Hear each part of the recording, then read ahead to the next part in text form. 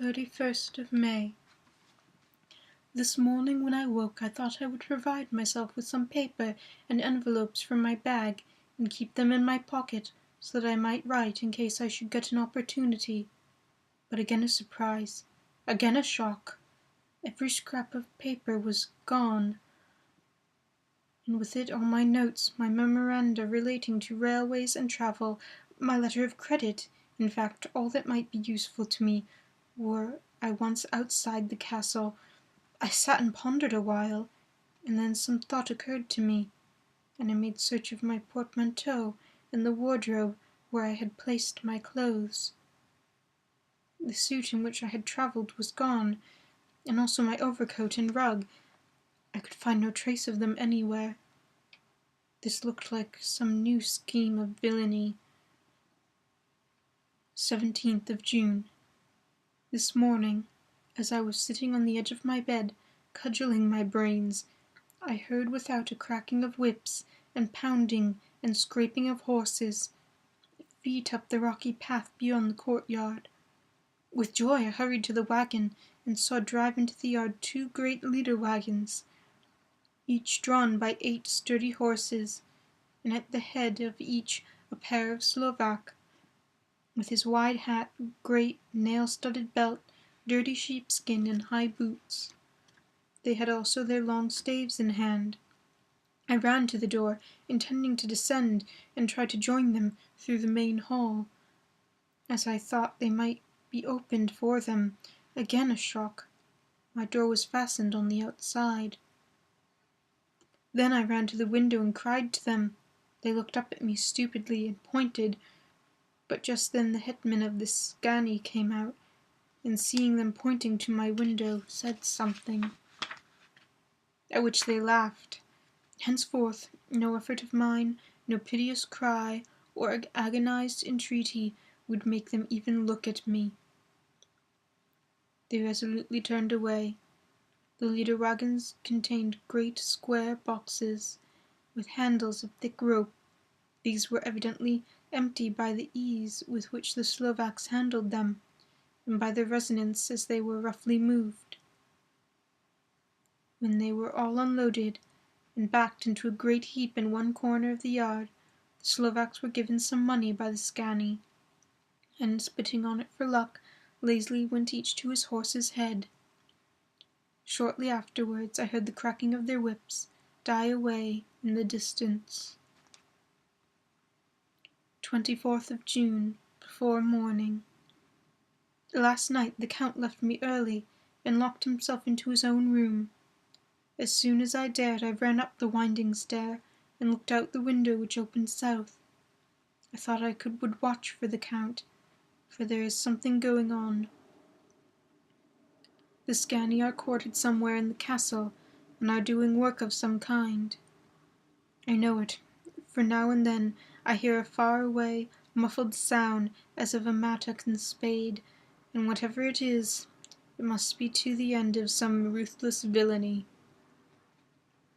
I had been at the window somewhat less than half an hour when I saw something coming out of the Count's window. I drew back and watched carefully, and saw the whole man emerge. It was a new shock to me to find that he had on the suit of clothes which I had worn whilst travelling here, and slung over his shoulder the terrible bag which I had seen the women take away. There could be no doubt as to his quest, and my garb too.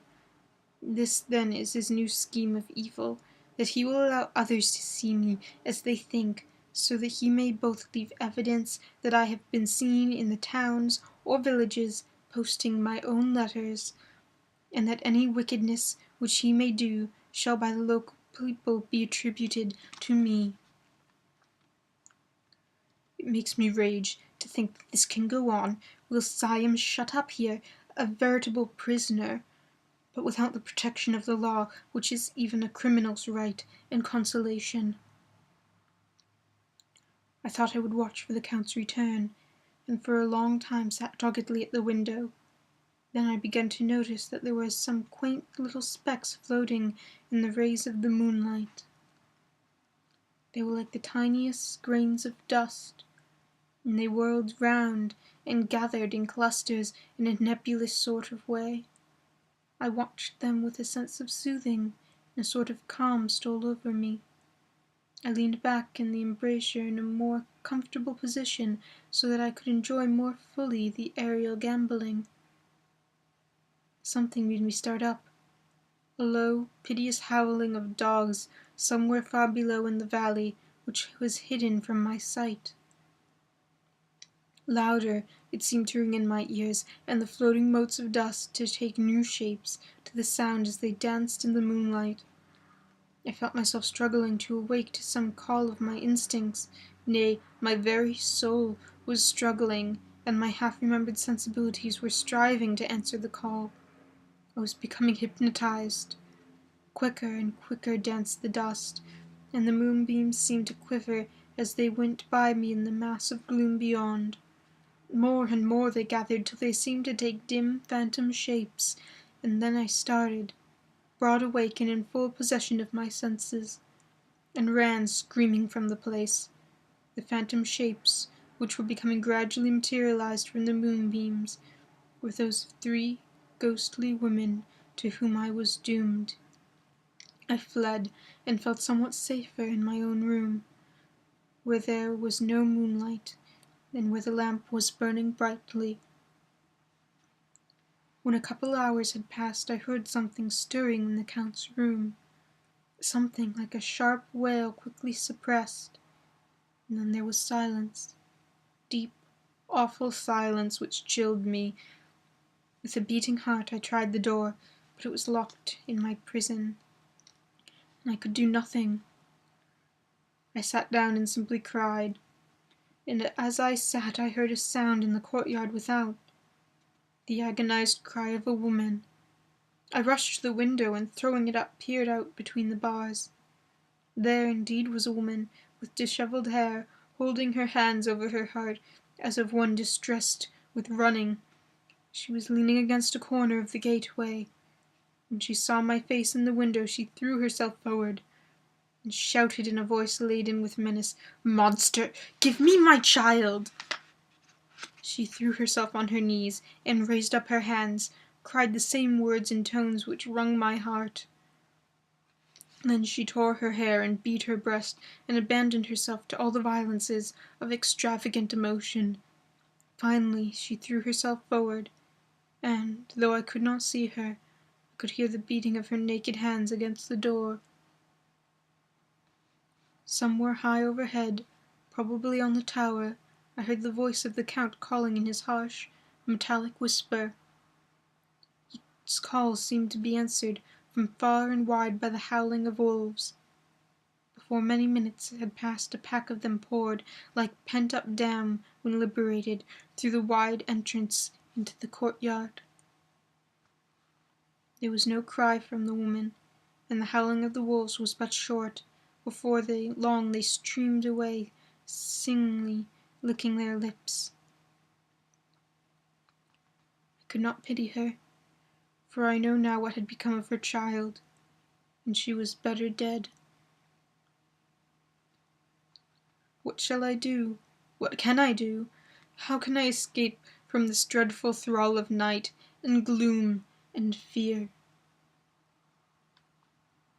25th of June, morning. No man knows till he has suffered from the night how sweet and how dear to his heart and eye the morning can be. When the sun grew so high this morning that it struck the top of the great gateway opposite my window, the high spot which it touched seemed to me as if the dove from an ark enlighted there. My fear fell from me as it had been a vaporous garment which dissolved in the warmth. I must take action of some sort while the courage of the day is upon me. Last night one of my post-dated letters went to post, the first of that fatal series which is to blot out the very traces of my existence from the earth. Let me not think of it. Action. It has always been at night time that I have been molested or threatened, or in some way in danger or in fear. I have not yet seen the Count in daylight. Can it be that he sleeps when others wake? that he may be awake whilst they sleep. If I could only get in his room, but there is no possible way. The door is always locked, no way for me.